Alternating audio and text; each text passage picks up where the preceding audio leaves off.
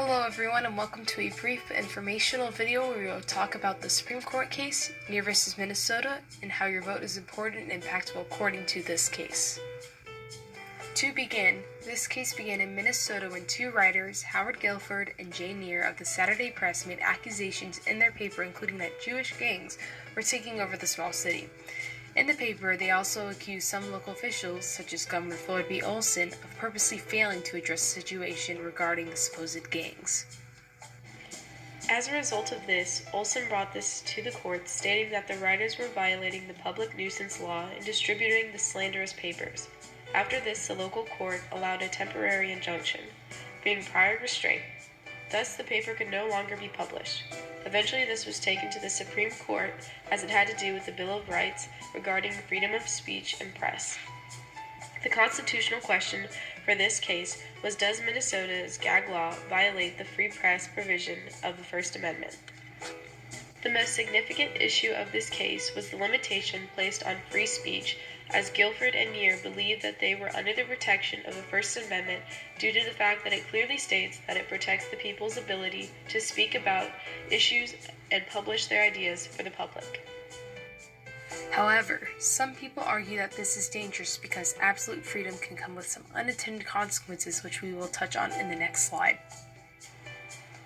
After the case was brought to the Supreme Court, the court eventually came to the conclusion with a 5-4 majority decision led by Chief Justice Charles Hughes that the injunction put on the paper was unconstitutional. Thus, Guilford and Neer were free to publish their ideas, whether they were true or false. However, they could be taken to court for slanderous commentary made in the published papers. This exhibited the ruling against prior restraint, which again allowed publishers to publish anything to the public, with the repercussions coming after the publication of possible controversial article. In the dissenting opinion written by Justice Butler, Butler stated that the implication of limits on the First Amendment were necessary as there are some dangers when it comes to absolute freedom that can result in harm or chaos towards the country, as seen with Schenck v. U.S. He argued that the government should have the ability to stop the publication of articles that could contain malicious comments. Regarding balance between individual freedom and public order, this case permitted the freedom to publish any form of speech freely, but maintained public order in that publishers could be prosecuted for what they publish. This is important because it establishes a compromise between the two ordeals and ensures that people's safety and, more importantly, their freedom. Although Neer v. Minnesota did not have major effect on any social movements, it did serve as a precedent to the cases such as Nebraska Press Association v. Stewart, where the Nebraska judge kept the reporters from publishing pieces about confessions of guilty persons. This case showed prior restraint just as Neer v. Minnesota did. Thus, the outcome of the case was determined based off the precedent that was set by Neer v. Minnesota, where prior restraint was declared unconstitutional. This case didn't necessarily affect one specific social movement. Rather, it ensured that those who advocated for social change could not be silenced. For example, in today's society there are a lot of controversial social topics, including abortion and gun laws, that are presented online, on the news, and on various other sources. With many conflicting opinions to the touchy subjects, many may try to silence the opposing side, but with cases like Neer v. Minnesota, they cannot silence one another no matter the situation, as the Supreme Court has declared prior restraint unconstitutional multiple times, including in this case establishing the term that all people are entitled to the freedom of speech and press.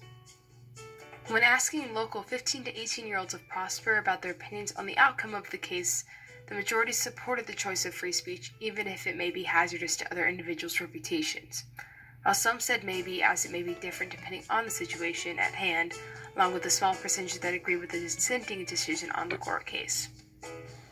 To the right of the slide are some questions to think about when it comes to this case, as with great power of speech comes great responsibility. However, it is universally known that press can exaggerate the truth to gain attention, so it is important to think before you assume that all speech is true. Getting to our main point, your vote matters, and here's why. Although Supreme Court justices are appointed by the president and not the people determine who the president is through election. You vote for a representative who votes for you based on your personal preferences to them and their comparable views between them and you. If If you don't vote, anyone could end up in office, and thus anyone can end up as a Supreme Court justice deciding what the laws are constitutional or not, including freedom of press and speech in Muir versus Minnesota.